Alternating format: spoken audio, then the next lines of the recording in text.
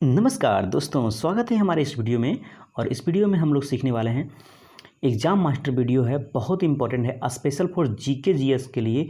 ये क्वेश्चंस मैंने 50 important question जो कि प्रीवियस ईयर में पूछे गए हैं, मैंने छांट कर इस वीडियो को बनाया है। तो ये बहुत इंपॉर्टेंट है आपके लिए और सारे क्वेश्चंस यहाँ से बहुत सारे क्वेश्चंस देखने को मिलेगा इस वीडियो से।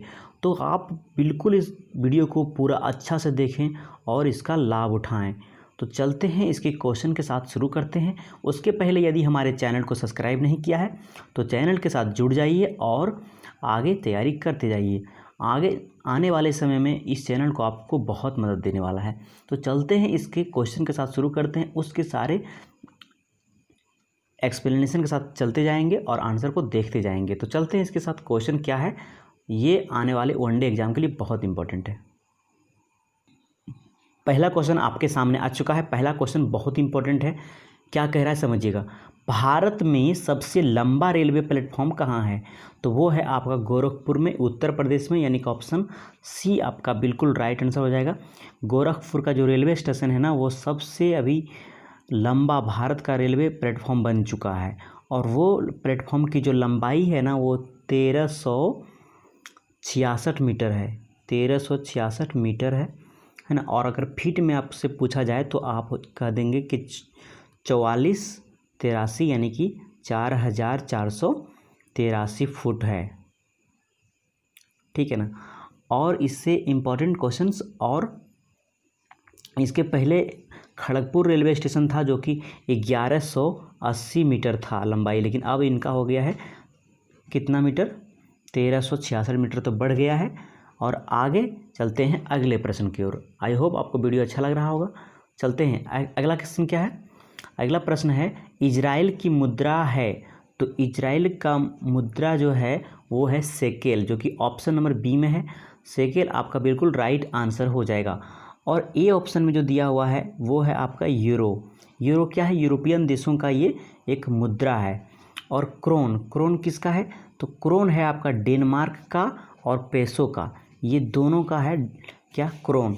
और पेसो यहाँ पे जो है आपका पेसो जो है, पेसो किसका है? वो पेसो है आपका फिलीपींस के, फिलीपींस जो देश है उसमें उसका मुद्रा है आपका पेसो। आई होप आपको अच्छा लगा होगा।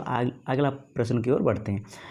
जकार्ता किसकी राजधानी है? तो जकार्ता जो है वो इंडोनेशिया की राजधानी है, जो कि ऑप्शन नंबर ए में है। इंडोनेशिया आपका बिल्कुल राइट आंसर हो जाएगा। अगले प्रश्न की ओर बढ़ते हैं।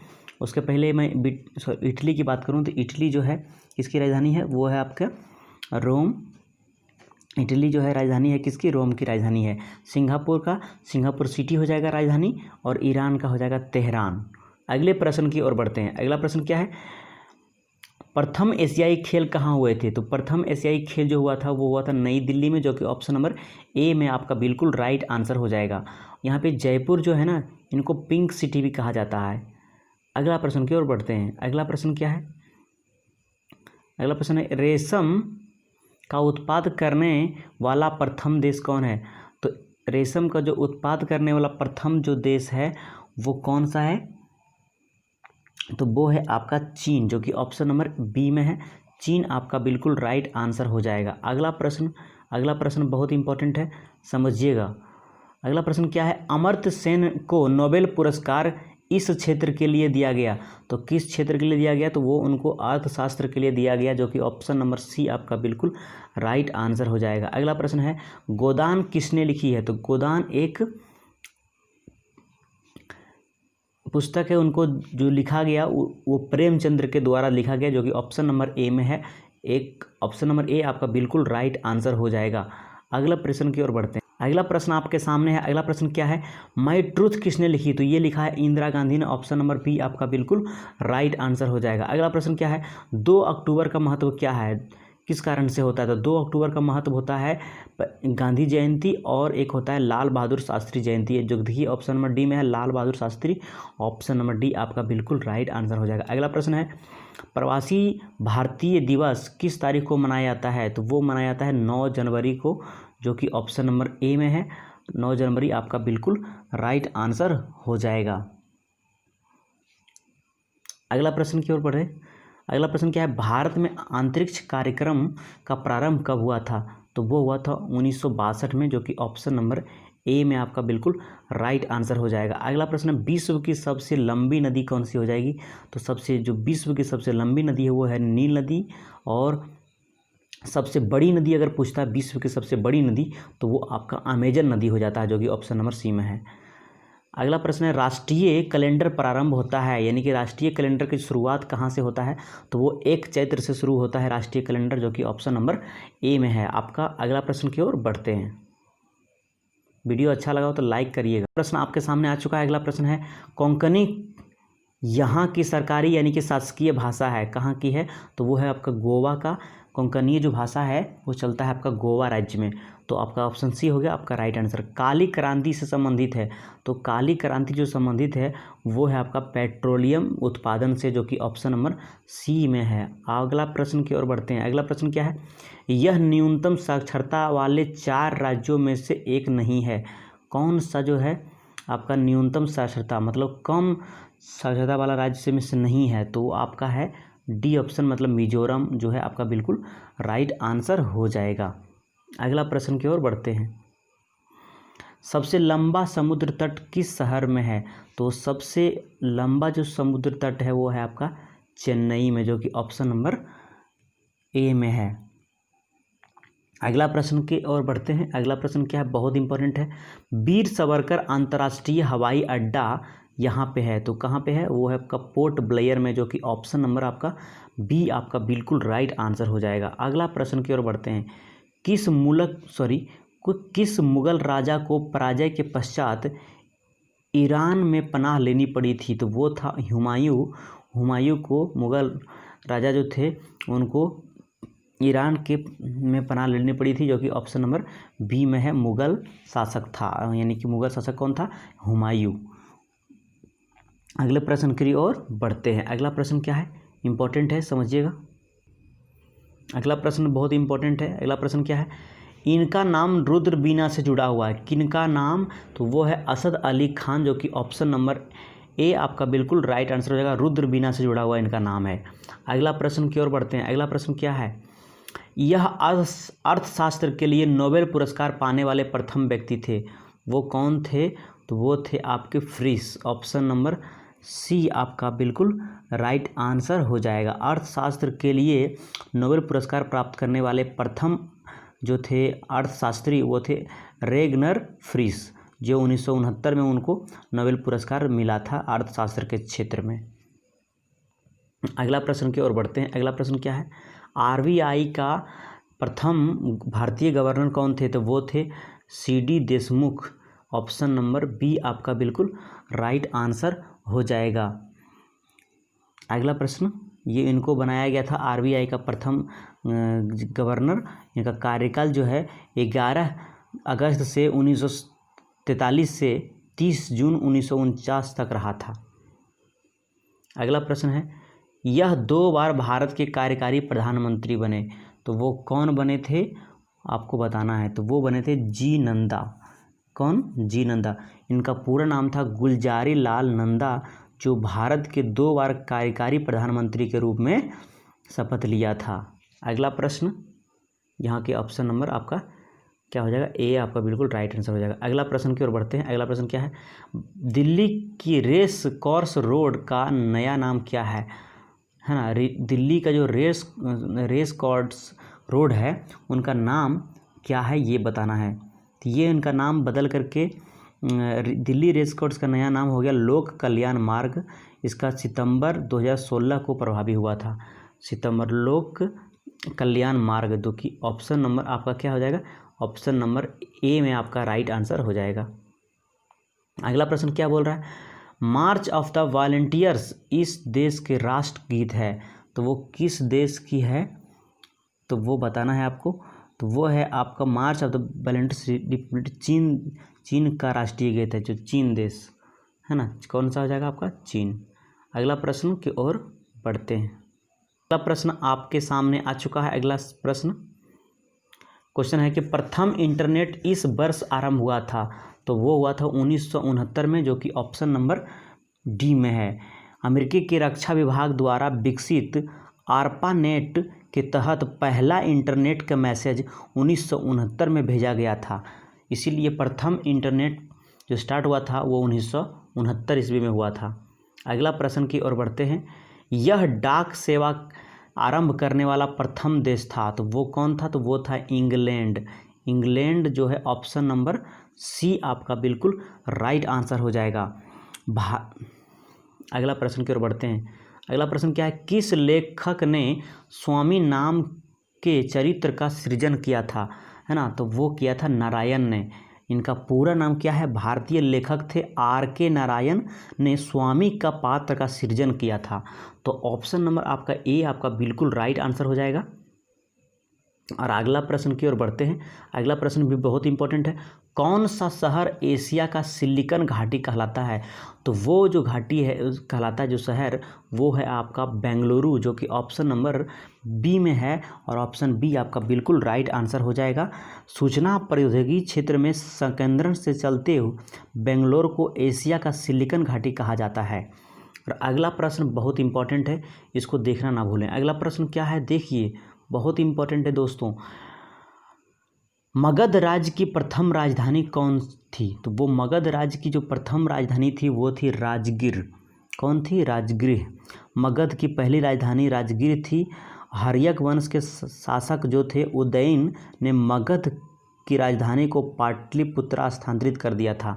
तो ये मगध की राजधानी को उन्होंने, हर्यक वंश का जो शासक थे उदयन ने राजगीर से हटा करके क्या किया था? बाद में पटना किया था, पाटलिपुत्रा किया था। अगला प्रश्न, मानव ने किस धातु का सर्वप्रथम उपयोग किया? तो वे जो किया था वो था तांबा, जो कि ऑप्शन नंबर आपका क्या है?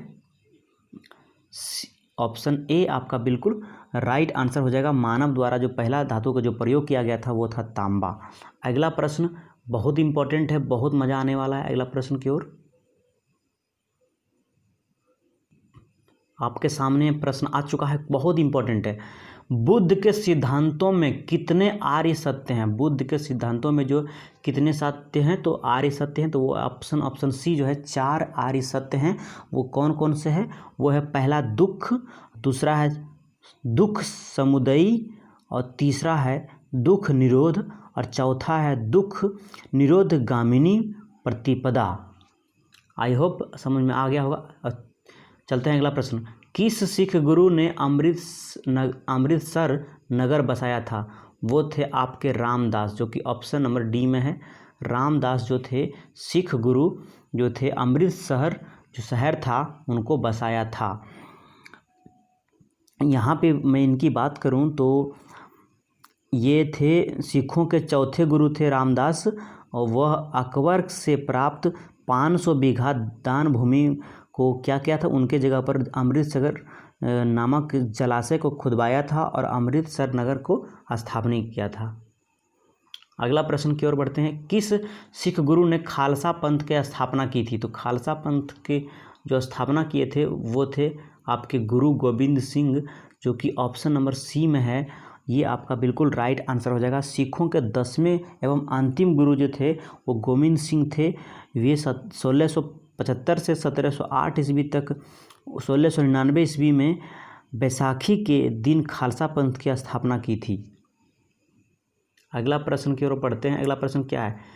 किस वर्ष भारत में ईस्ट इंडिया कंपनी की शासन समाप्त हो गया था? तो वो हुआ था आपका 1858 ईस्वी में ईस्ट इंडिया कंपनी के शासन को क्या किया था? समाप्त करके ब्रिटिश का उनके अधिकार चला गया था। तो यहाँ पे ऑप्शन नंबर बी जो है आपका बिल्कुल राइट आंसर हो जाएगा, जो कि क्या है? 1858 ईस्वी है। अगला प्रश्न बहुत इंपॉर्टेंट है। लॉर्ड डलहौजी ने एक इंजीनियरिंग कॉलेज को इस शहर में प्रारंभ किया था, तो वो कौन सा शहर था? तो वो था आपका रुड़की। रुड़की जो है ऑप्शन नंबर आपका डी में है। ऑप्शन डी आपका बिल्कुल राइट आंसर हो जाएगा। भारत में पहला भारतीय जो इंजीनियरिंग कॉलेज बनाया गया था वो कॉलेज ऑफ सिविल इंजीनियरिंग की स्थापना 1847 ईस्वी में हुआ था। 1847 ईस्वी में उनका स्थापना हुआ था और कॉलेज ऑफ इंजीनियरिंग कहलाया, और 1948 के बाद यह रुड़की विश्वविद्यालय हो गया, है ना, यही कॉलेज। अब बाद में IIT रुड़की कहलाता है। अभी के समय में IIT रुड़की कहलाता है। तो अगला प्रश्न की ओर बढ़ते हैं। अंग्रेजी शासन के विरुद्ध प्रथम विद्रोह कहाँ पे हुआ था? तो अंग्रेजी शासन के विरुद्ध जो प्रथम विद्रोह हुआ था वो हुआ था कहाँ पे हुआ था? तो वो था उत्तर प्रदेश में, जो कि ऑप्शन नंबर मेरठ के जो उत्तर प्रदेश है वहाँ पे हुआ था, जो कि ऑप्शन नंबर डी में है। ऑप्शन डी आपका बिल्कुल राइट आंसर हो जाएगा। अगला प्रश्न की ओर बढ़ते हैं। अगला प्रश्न और भी इम्पोर्टेंट है। अगला प्रश्न बोल रहा है कि सूर्य का प्रकाश पृथ्वी तक पहुंचने में मिनटों में कितना लगता है? तो वो लगता है आपका 8 मिनट। ऑप्शन नंबर बी आपका बिल्कुल राइट आंसर हो जाएगा। और अगला प्रश्न क्या है? सौरमंडल का सबसे बड़ा ग्रह कौन है? तो वो है आपका बृहस्पति। कौन सा? बृहस्पति जो है वो है आपका सौरमंडल का सबसे बड़ा ग्रह, और सबसे छोटा ग्रह हो जाएगा मंगल। सबसे छोटा ग्रह बुध हो जाएगा। हाँ, अगला प्रश्न क्या हो जाएगा? अगला प्रश्न मैं बात कर रहा हूँ, समुद्री जल की लवणता प्रति ग्राम 100 में, मतलब 100 ग्राम में कितना होता है? तो वो होता है 3.5 ग्राम। 3.5 ग्राम होता है, जो कि ऑप्शन नंबर डी में है। ऑप्शन नंबर डी आपका बिल्कुल राइट आंसर हो जाएगा। अगला प्रश्न की ओर बढ़ते हैं। जहाज़ों पर पीला झंडा सूचित करता है, तो वह सूचित करता है कि वह ले जा रहा है। तो क्या ले जा रहा है? तो वो संक्रामक रोगों से पीड़ित रोगियों को ले जा रहा है ना। वो आपका हो जाएगा ऑप्शन नंबर सी में। ऑप्शन सी आपका बिल्कुल राइट हो जाएगा। संक्रामक रोगों को जो पीड़ित होता है ना, उनको ले जाता है जहाज़ों के द्वारा। तो वो पीला झंडा उस पर रहता है, तो उसे सूचित हो जाता है कि पता चल जाता है कि हाँ ये इनको संक्रमण है। अगला प्रश्न है, प्रियंका चोपड़ा ने इस अमेरिका टीवी के धारावाहिक में अभिनय किया था, तो वो किन सा किया था? तो वो था क्वांटिको था, जो कि ऑप्शन नंबर डी में है। ऑप्शन नंबर डी आपका बिल्कुल क्या होगा? राइट आंसर हो जाएगा। और अगला प्रश्न की ओर बढ़ते हैं। अगला प्रश्न क्या है? यूएसए का 45वां राष्ट्रपति कौन है? तो वो हैं आपका डोनाल्ड ट्रंप। डोनाल्ड ट्रंप आपका बिल्कुल राइट आंसर हो जाएगा। डोनाल्ड ट्रंप ये थे यूएसए का, यानी कि संयुक्त राज्य अमेरिका का 45वां राष्ट्रपति है अभी। और ये इसके बारे में बात करें तो यह 2016 से राष्ट्रपति हुए, चुनाव में पराजित हो गया था। किससे? मतलब हिलरी क्लिंटन को हरा करके ये चुनाव जीते थे, 45वें राष्ट्रपति बने थे।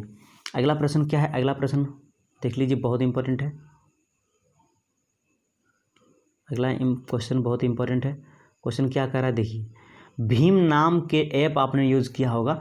अब भीम नाम के ऐप में आई के लिए उपयोग होता है, तो भीम का जो फुल फॉर्म होता है ना, उसको समझिए। भीम का जो फुल फॉर्म होता है वो होता है भारत इंटरफेस फॉर मनी।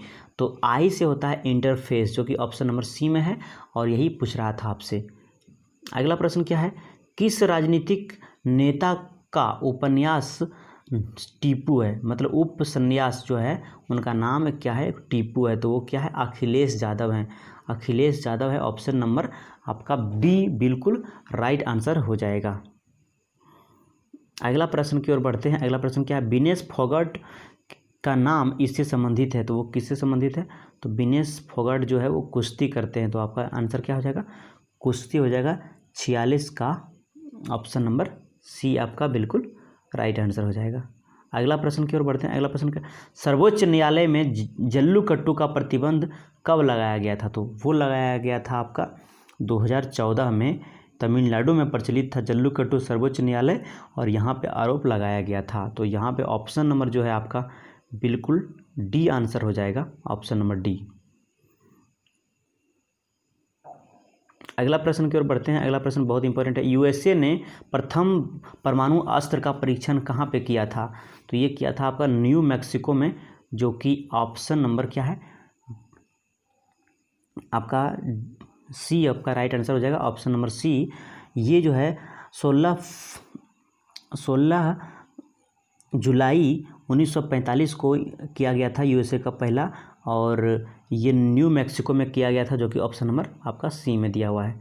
अगला प्रश्न क्या है? पद्म पुरस्कार देने की घोषणा कब किया गया? तो ये जब पद्म पुरस्कार की घोषणा जो किया गया तो ये 1954 में किया गया।